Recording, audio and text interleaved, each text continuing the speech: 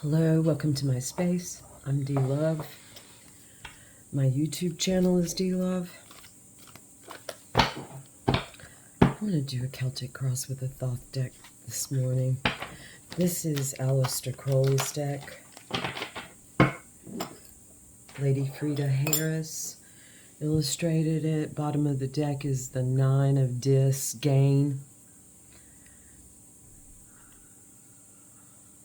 This is a crystallization of our desires, according to Dignity. And this is quite beautiful. All right, shuffle it up.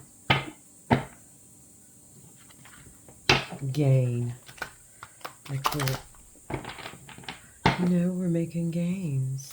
We're putting in effort and making gains. G-A-I-N.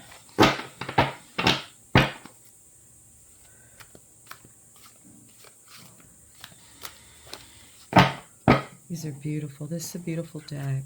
I started reading Thoth shortly after I started studying Tarot. I was drawn to Thoth almost immediately and had some really good teachers. One specifically, Joe Monteleone. I highly recommend. I haven't seen Joe in a bit. I need to look him up. He was a personal coach of mine, and I learned much about Thoth from him.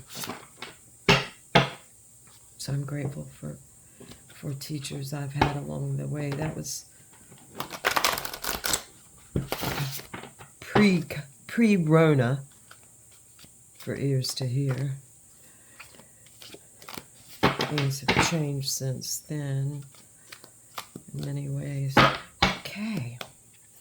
The heart of the matter right now in this community read. This is a we, us read. Whoever's listening to this at any point in time is the Prince of Swords. That's the Prince of Air. He is heir of air. So he is idealistic. If you notice, there's 3, he holds on to strings loosely. I like to think of the Prince of Swords. Although he can be petulant, I like to think of him as a good fella. And his dates are, oh gosh, mid-ish to late January, so late Aquarius, early Pisces is the Prince of Swords. I want to say till like the 7th or 8th, I think, or 9th. I can't remember what dates they are. The Prince conveys, he's card number 63 of 78. The Prince conveys 2 ideas. One simply hail, H-A-I. So one simply calling, one simply invoking. The other, the restriction of the scientific outlook, which uses but limits the imagination, which is shown in the harnessed phase. These are phase. And he looks as though he's on a chariot. This just happened to be open to that. Wow. I'm grateful. That's in the catalog of the cards. Let's go to the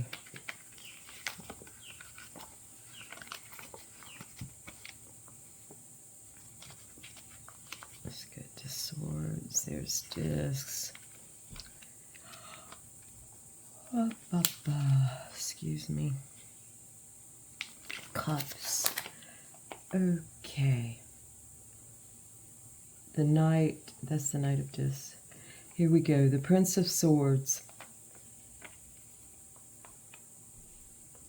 represents the airy part of air, a young man, purely intellectual, fruit of ideas and designs, domineering, intensely clever, but unstable of purpose. It's like they're kind of indecisive on purpose until they seem to just have a purpose and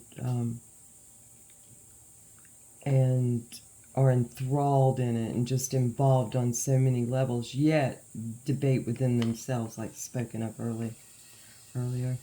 With an elusive and elastic mind, supporting various and contradictory opinions, he slays as last as he creates.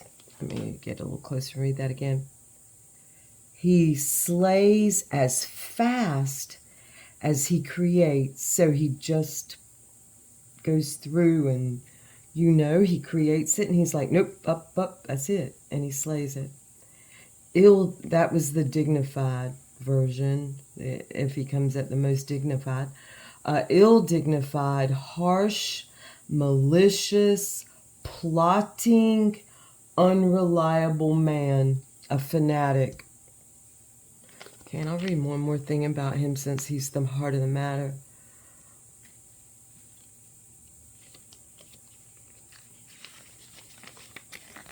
Here we go. The Prince of Swords, the airy part of air. This card typifies the intellect. The prince is seated in a chariot drawn by childlike fays. So his ideas are childish, but yet beautiful. Okay, we're just going to keep with this deck as it is, of course. The crossing energy on this prince is the Six of Wands, and that is victory. With all its implications, with all its fire, it's that driving force towards victory, towards like that feeling of I'm on the right path. I'm on fire. I know that this air is feeding this fire, and there's beautiful. I'm being given beautiful energy from this. So this is very victorious. And it really is heating up this prince's ideas. Let me make sure I have plenty of room here. Okay, our crowning energy on this is the, here we go, is the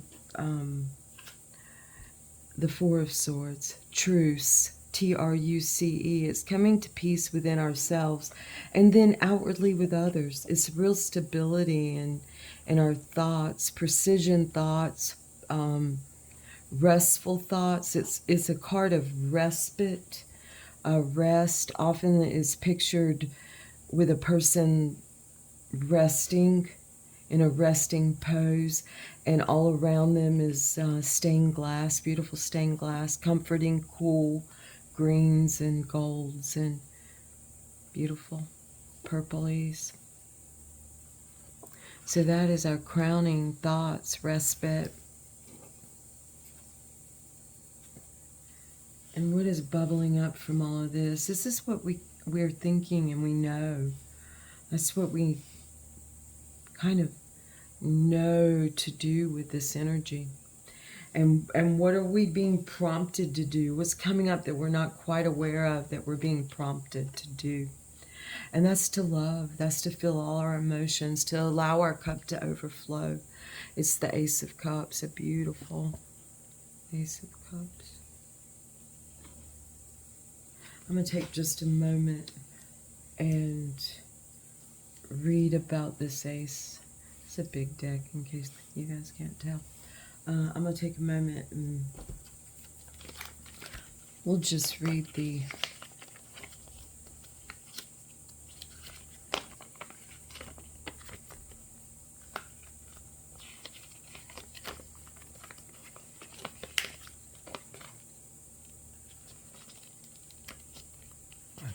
This is going to be just I think it's called the placement.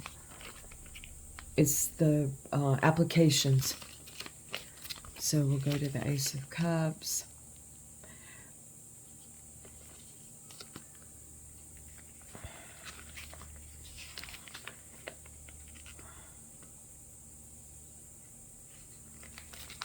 I've got a page stuck here. Okay. Here we go. Ace of Cups. The root of the powers of water. Fertility, productiveness, beauty, pleasure, and happiness. It's the eternal cup. It's the one. It's what carries us through this life. It's that life inside of us. We are that cup. We sit upon this cup as a throne, and that it's within us. It's everlasting love. It's everlasting emotion. It's everlasting water. And that's bubbling up. Beautiful. And radiating outward. All right. What's leading us into this is a very mature Knight of Discs. He's like late Leo, early Virgo card. Very mature, knightly king. He, look how beautiful his horse is. Kind. There's a real stalwartness about him, stoicism. You can see that he's looking toward what looks like home to me. He's probably headed home after a long day. I would say he's probably standing and looking towards the northwest.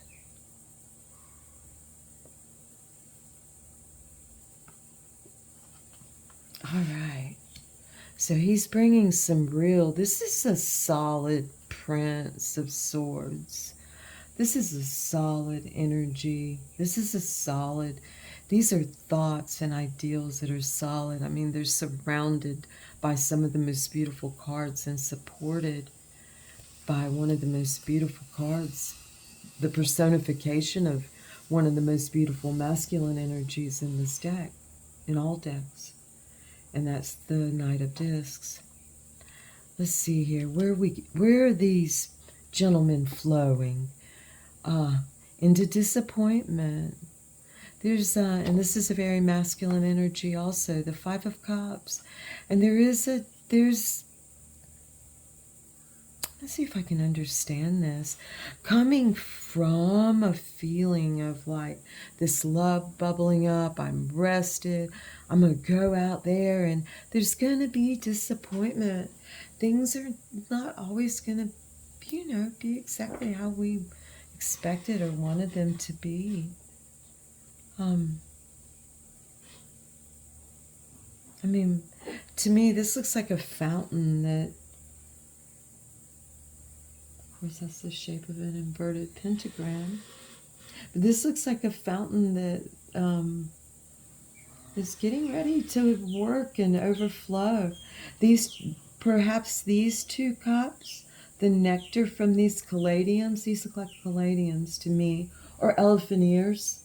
Let's bring the elephant into this because from what I understand, elephants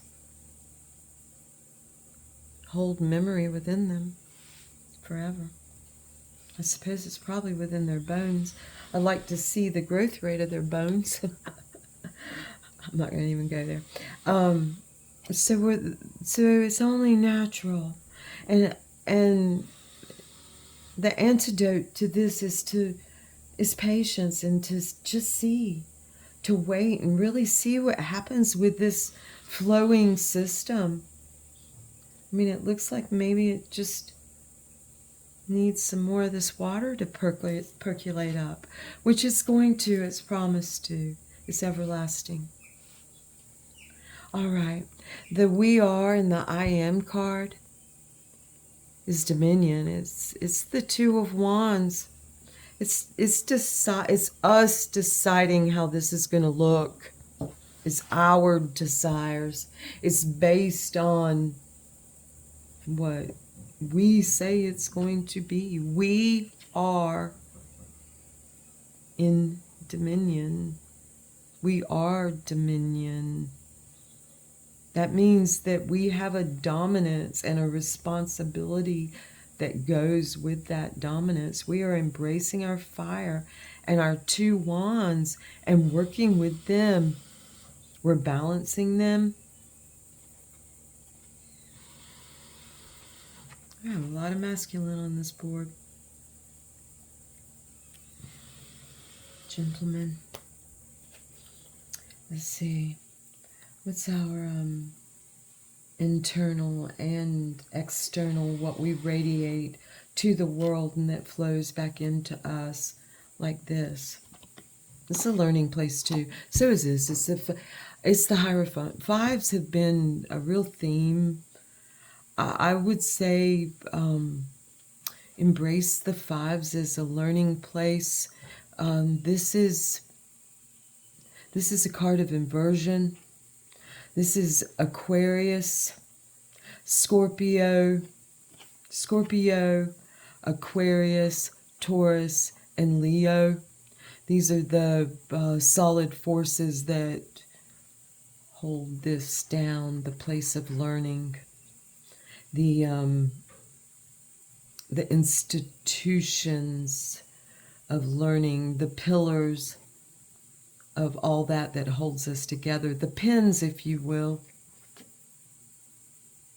The five, the V, the Hierophant, the card of Taurus, ever learning, Manas,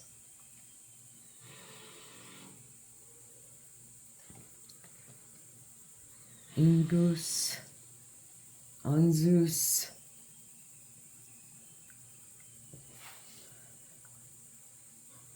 all right. I feel a solid responsibility in this card. And in our dominion. I need to pull this over just a tad. And to find our dominant traits, and according to dignity, stand by them. And dignity can be increased. Manners can be learned and embraced at any time through this everlasting love and water as we turn it on, as we choose to let it flow, as we learn to let it flow. And this brings us to the Queen of Cups. What we fear most, we fear the flowing. This is the water of water. This can feel like drowning sometimes, depending on who we are and our centers and what emanates from us. It's the water of water. That's the divine queen that is the mirror. She is the mirror, and she is mirroring. She mirrors and is mirroring constantly. This love flows through her, as you can see. And she's next to this for a reason. Fear not her. Fear not the love of all the things for us to feel. Let's fear not the love itself. All right, and this is bringing us to another queen. We have two queens, the Queen of Discs here. And she's looking off into the distance.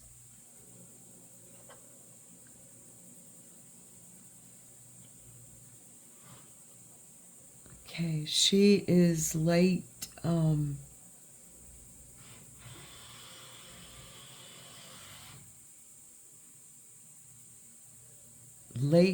Capricorn, early Aquarius.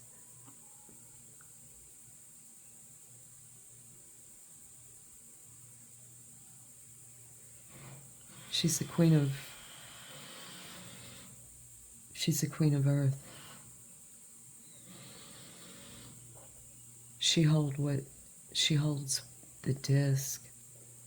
It appears to me to be almost like the Enneagram. Circles on circles. The goat stands by her as she looks away and plans and digs into the earth and does what needs to be done. That's our outcome. We're going to do what needs to be done in the name of love. Love is bubbling up, and despite all disappointments, we're going to fill these cups. Every little drop counts. And it's what we decide. It's what we choose. It's what our fire truly is, not what we pretend it to be in pretense. And any pretense that may come in the name of often love. People label things. People get the idea of something early on, often misguided, sometimes lies. So may we personify all these energies as we go about our business today. Thank you all so much. Bottom of the deck, another queen, the Queen of Swords. This is real. I'm picking up on a solid Empress, and we have the Princess of Discs here. I'm picking up on a solid 2 sevens.